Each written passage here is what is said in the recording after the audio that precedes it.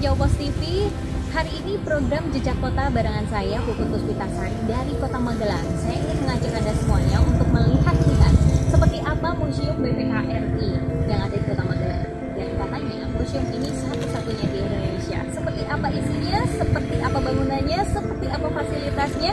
Saya sudah janjian dengan Kepala Museum BPK RI yaitu Bapak Diki, dan langsung aja yuk kita masuk ke museum ini.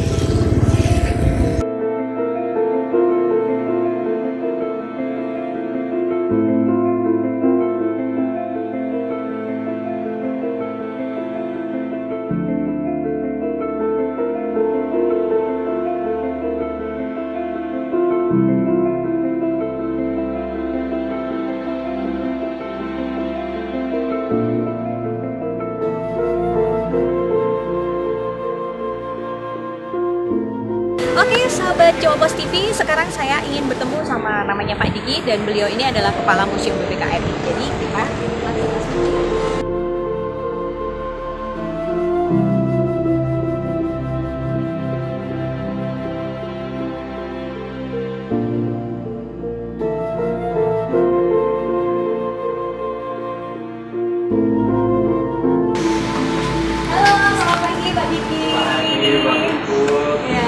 Ini harus mengisi buku tamu dulu ya? Ya, supaya tetap terekam dan kita sahabat itu akan selalu silaturahmi dalam jangka yang panjang. Kita isi dulu ya.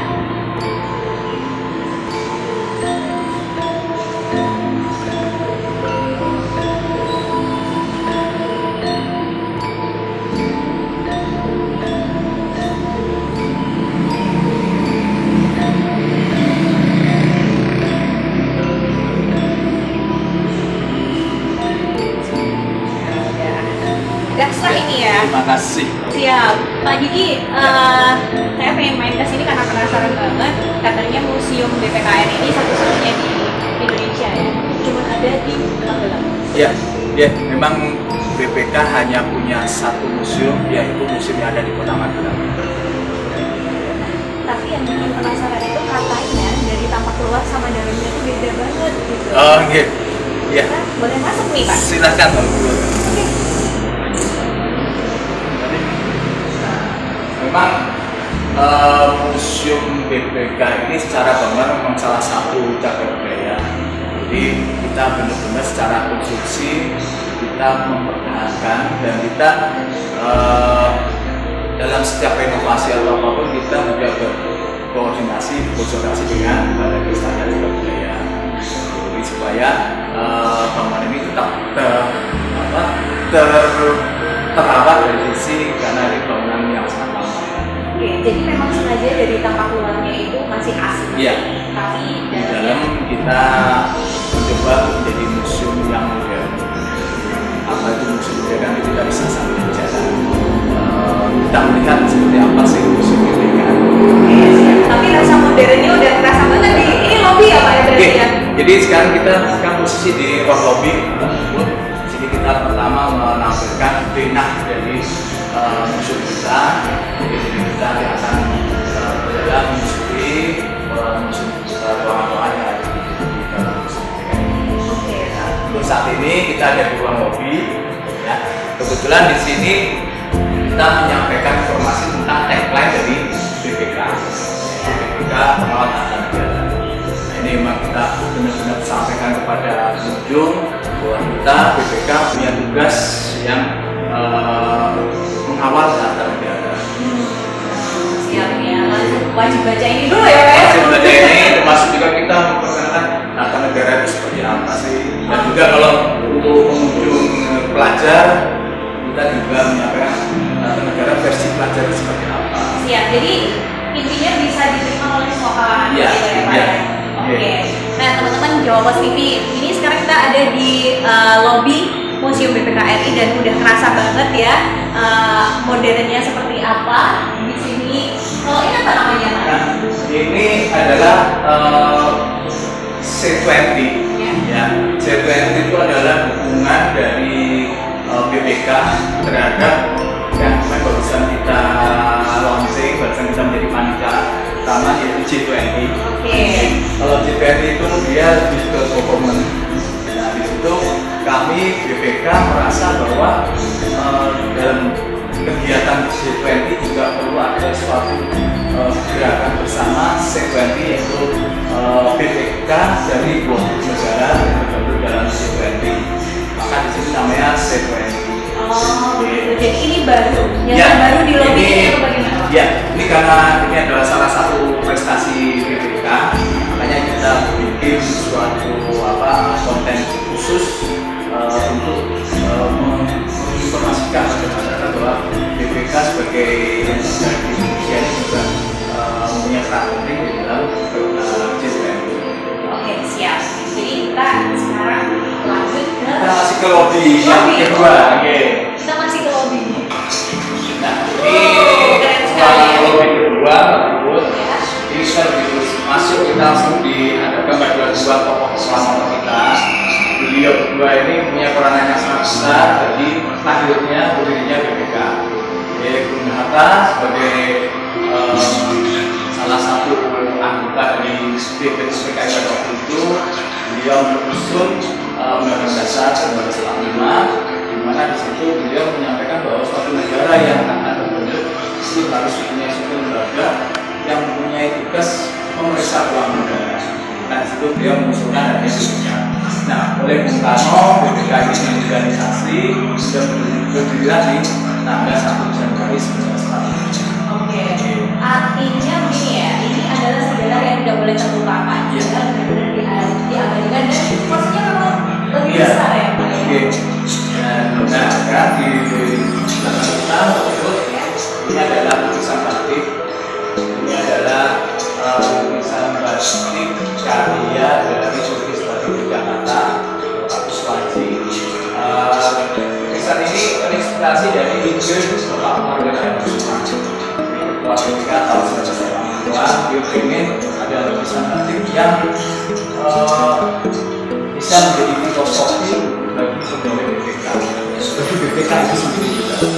Nah, cerita sekilasnya dari pejabat ini apa masyarakat atau kerajaan yang sedang berjaya. Sebenarnya latar belakang dari pesta ini mereka sebenarnya sebelumnya adalah suatu kerajaan yang dihidup saja yang menindas rakyatnya, dia rakyat yang berdoa pada yang kuasa supaya benar. Nah, di kerajaannya maka turunlah para dewa di atas itu yang dipimpin oleh Dewa Wisnu di sini. Nah, dewa turun dia membenahi kerajaan, kerajaan berhasil dibenahi, rakyat senang. Nah, di sini filosofi yang harus kita sebagai orang BPK bahwa BPK itu gambarannya adalah para dewa ini. Jadi mereka, kami harus bisa hadir di suatu daerah atau suatu wilayah itu memberikan manfaat dan memberikan kebahagiaan. Oke, siap. Nah, ada pertanyaan nih. Ini keren banget ya, Pak. Ini dari mana ya, Pak? Ini tadi kita batik dari Jakarta. Ya. Jadi memang di sini kalau kita melihat kita ada dua isu. Nah, yang di sini kalau kita yang dengan membawa senjata rasanya, ya itu namanya cakra. Dan cakra itu sampai saat ini menjadi gold. Menarik banget ya. Keren banget. Wow, kelas 8 ya? Nah, ini ruang audiovisual. Jadi di sini kita menampilkan ruang video ini kita, ruang bioskop ini kita. Jadi di sini kita menampilkan beberapa film tugas pendek, yang beberapa filmnya itu terinspirasi dari hasil pemeriksaan BPK. Tapi juga ada beberapa film yang kita ambil dari hasil festival film Indonesia, festival Kawan Harta Negara. Itu yang dilaksanakan BPK bersama dengan Yasir. Jadi kita ingin melihat Kawal Harta Negara dari versi masyarakat itu seperti apa. Oh, menarik ya. Jadi ini bisa nonton bareng di sini nih, Pak? Bisa nonton bareng di sini. Jadi kalau Kawal Harta Negara versi BPK mungkin kayaknya dengan keuangan negara. Tapi kita pengen Kawal Harta Negara dari versi masyarakat. Ternyata sangat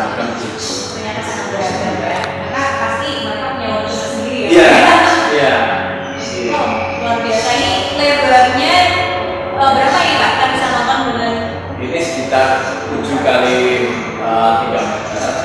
Jadi bisa bisa full. keren. Ini termasuk baru juga Pak?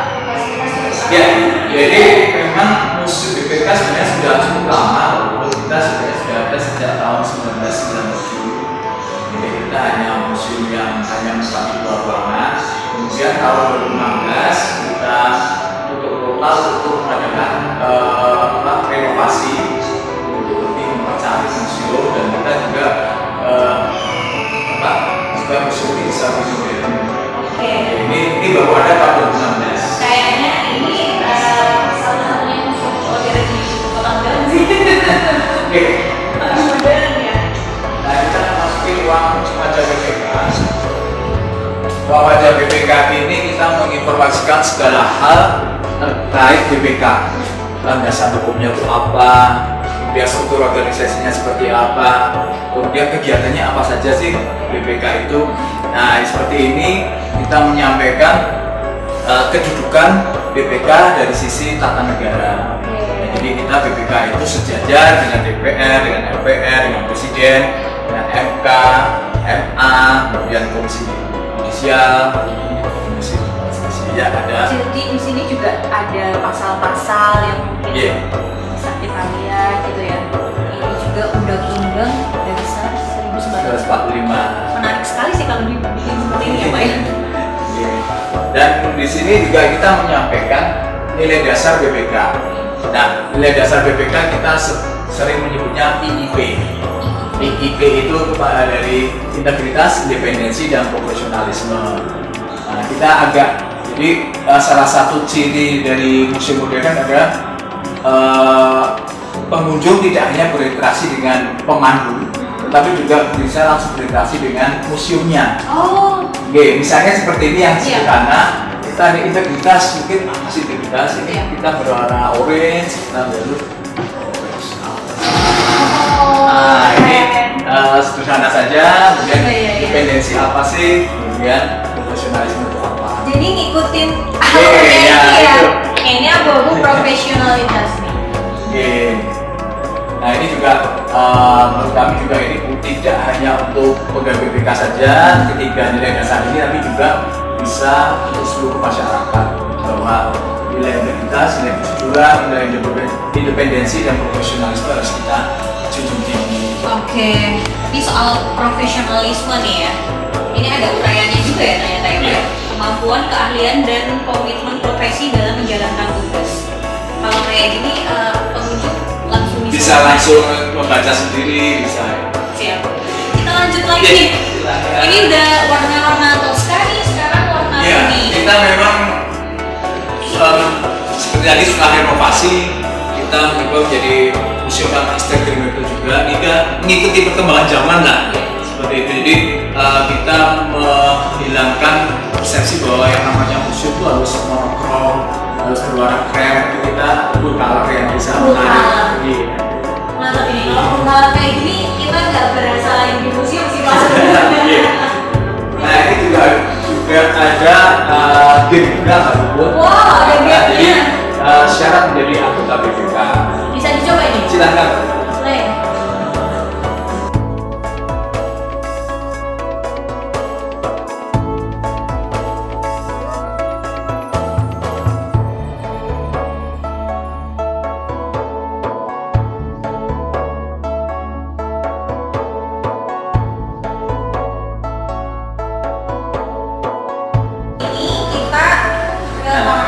Ini pakaian seragam yang pernah digunakan di BPK. Ya, seperti ini seragam BPK tahun 61 sampai 65.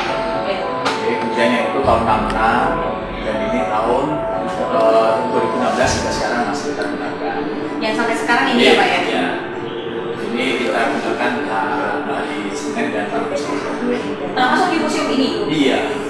Nah, ini jenis-jenis pemeriksaan yang ada di BPK. Kita mengenal juga ada 3 pemeriksaan BPK, pemeriksaan keuangan, kinerja, dan pemeriksaan kinerja. Oke. Nah ini struktur organisasi kita Mbak. Ya. Ya, termasuk tadi game yang tadi Ya. itu kan syarat masuk menjadi anggota BPK itu sebenarnya untuk yang di atas ini Mbak. Oh gitu ya. 9 pimpinan ini yang sebagai anggota badan. Sementara kami di sini adalah pelaksana BPK. Oke. Jadi ada 2 struktur organisasi BPK. Wow, itu yang belum kita tahu ya.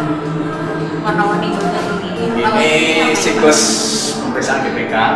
Kita didasari dari rencana pemeriksaan jangka panjang, jangka menengah, dan jangka pendek. Informatif sekali. Nah, wah kalau yang ini udah Nah, ujungnya.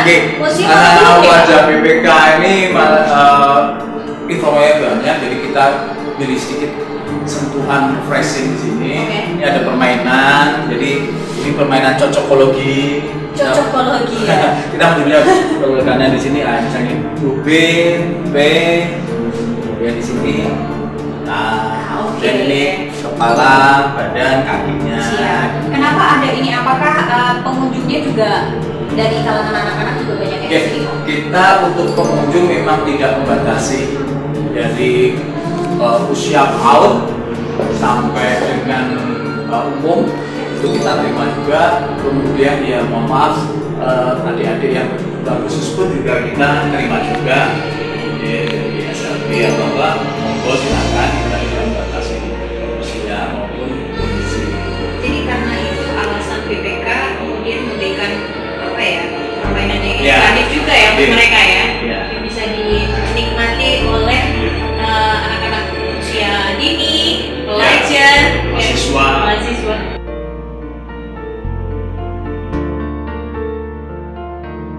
Seru banget nih teman-teman Jawabos TV. Di Jejak Kota yang ada di Kota Magelang ada museum yang luar biasa, dalamnya tuh warna-warni ya, colorful, udah gitu instagramable juga. Jadi buat kamu yang anak muda wajib banget kesini ya, karena museum ini kayaknya benar-benar mematahkan bahwa museum itu tuh horor dan kesannya tua. Nah kalau ini tuh benar-benar modern dan anak muda banget. Yuk lanjut lagi. Siapa ini? Menarik sekali, ini mesin apa ya Pak ya? Nah, ini pasti di Jawa Pos dulu juga pasti ada. Ini mesin cetak, Mesin cetak juga ya? dari Jerman. Oke. Ini juga kita manfaatkan ketika BPK masih membuat laporan hasil pemeriksaan semesteran. Mesinnya Karena gede banget ya? Karena memang dalam satu buku itu bukan jadi tebal, jadi kita mesti pemanasan.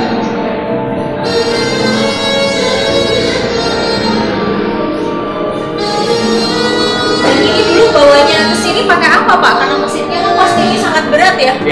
Ya pakai cat tentunya, kemudian alatnya juga pakai konkret, karena kebetulan beratnya juga 3,5 ton. 3,5 Iya. ton? 3,5 ton ya? Dan bisa kita geser dengan sembarangan. Oke. Jadi ini walaupun di luar nggak bakalan dicuri sama orang juga ya Pak ya? Udah berat banget. Siap, kita lanjut lagi ke... Nah, kita masuk ke ruang titik nol di sini. Kenapa dikasih nama titik Nah, nol tuh Pak? memang ini sengaja kita kasih nama titik nol ini untuk kita menginformasikan garis waktu perjalanan waktu BPK dari sisi lokasi. Dan mungkin juga para penonton juga ingin tahu kenapa sih kok museum BPK museumnya ada di Kota Magelang. Itu kita tunjukkan di sini bahwa memang ketika BPK lahir itu lahir di Kota Magelang. Lahirnya di Kota Kota Magelang. Magelang. Jadi memang tahun 1904 itu ada peristiwa Indonesia Jaya di mana Sekutu pengen kembali menguasai Indonesia setelah lepas dari Jepang. Nah waktu itu memang Sekutu sudah masuk di kota Jakarta. Kemudian karena sudah masuk di kota Jakarta, ibu kota kita dipindah ke Yogyakarta. Nah, BPK pada waktu itu belum sempat untuk dibentuk, sehingga ada kebijakan bahwa pada masa di Jogja ini lembaga-lembaga negara yang belum terbentuk di sekitar kota Jogja. Nah, makanya kota Magelang ini yang kebetulan sekitar 40 km dari kota Jogja, dianggap tempat yang strategis untuk BPK. Dan mungkin satu lagi Pak Guru, jadi di sini kebetulan juga bahwa Museum BPK RI ini pernah menjadi kantor BPK pada tahun 1947. Jadi tadi di ruang awal lobby kita menggunakan 1 Januari 1947 BPK lahir, dan di kota Magelang ini kurang lebih sekitar 1 tahun kita sempat berpindah di 4 lokasi. Nah, di Museum BPK RI ya, di gedung kita yang sekarang kita berdiri ini adalah lokasi ketiga dari BPK RI. Nah, itulah kenapa Museum BPK Iya. RI ditaruhnya di Kota Ya, Magelang ya. ya, karena dengan pertimbangan supaya generasi muda, baik itu generasi muda BPK maupun generasi muda kita semua itu tidak lupa bahwa di Kota Magelang ini pernah lahir suatu lembaga negara yang namanya BPK. Kembali di hati yang pertama. Oke, nah ini di sini kita masuk ke ruang sang ketua. Ruang sang ketua. Ruang sang ketua itu kita menginformasikan ketua BPK dari masa ke masa dari berdiri hingga saat ini. Berarti sudah ada berapa ketua ya, Mas? Sudah ada sekitar 16 ketua. Wow, kita bisa lihat Ini ya. pertama dari Bapak R. Surasno, Ya. Ketua BPK pertama.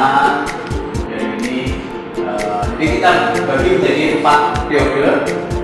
Awal kemerdekaan, dan demokrasi terpimpin, kemudian di dalam ini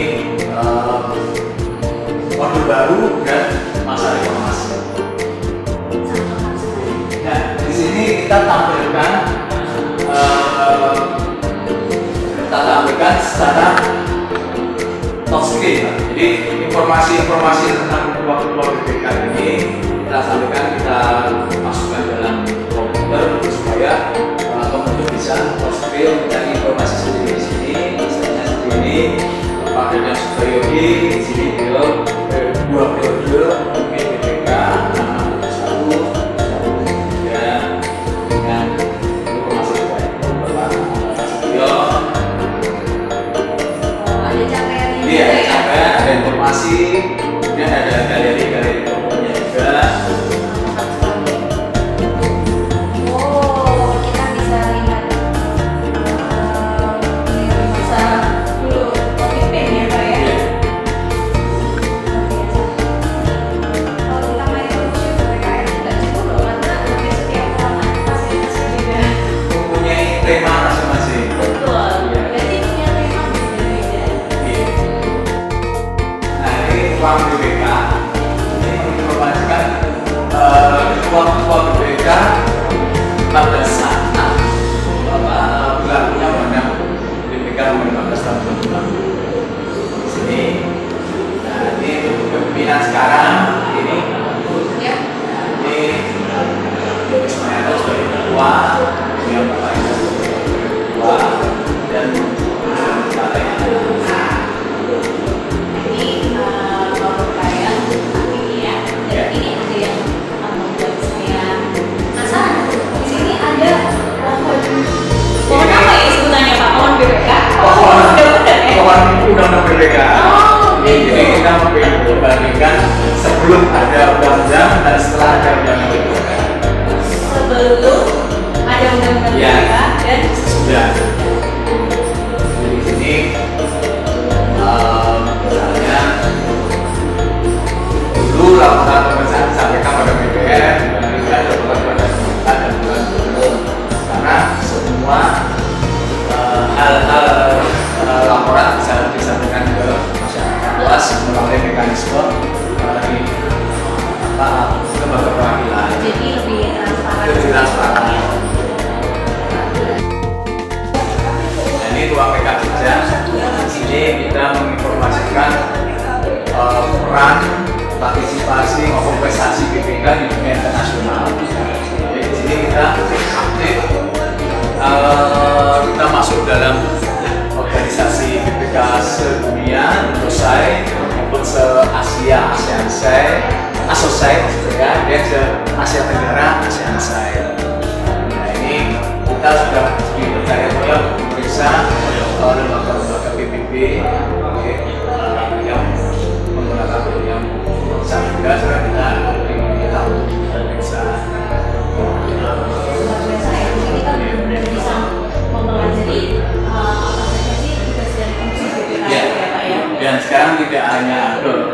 dalam negeri, tapi kita juga sudah merambah ke internasional. Berarti peran BPK ini sangat luar biasa dan diperhitungkan di Ya, ini ya, seperti saya Pak ya. Dan di ruang rekam jejak ini Mbak Put, ini adalah ruang terakhir dari inti museum. Oh. Jadi kita ada dua pembagian ruangan, Ya. ruangan inti museum dan pendukung museum. Oke, ini Ini terakhir. terakhir, makanya kita Ruang inti. kembali menegaskan tagline kita yaitu GBK Kawasan Negara. Jadi supaya mengingat lagi, dan ini juga ada survei kepuasan dari pengunjung. Oh, kalau ini harus diisi puas banget gitu ya surveinya ya Pak ya. Karena memang luar biasa sekali Museum BPK RI. Yang kebetulan tidak bisa masuk ke dalam ruang inti, Ya. kita taruh di sini, kita letakkan di sini. Namun demikian seperti ini juga kita buat. Ini adalah notulen rapat AMK. AMK itu akademik kabar dengan masa musik. Oh, jadi dulu pertamanya itu seperti kita rapat-rapat di kampung ya, sebenarnya tetap ditulis secara manual ya Pak ya. Tapi ini orang Belanda, jadi itu tulisannya masih Belanda. Ini tahun 1810. Ini tahun 1810 kita bisa mulai ini. Dan ya secara perawatan memang sudah kita Sudah Pak, kalau untuk perawatan yang seperti ini mahal ya Pak? Ya sebenarnya tidak lengkap. Tidak terlalu sering. Kalau secara keseluruhan Pak, berapa kali Museum BPK RI melakukan perawatan untuk fasilitas Cuma satu kali.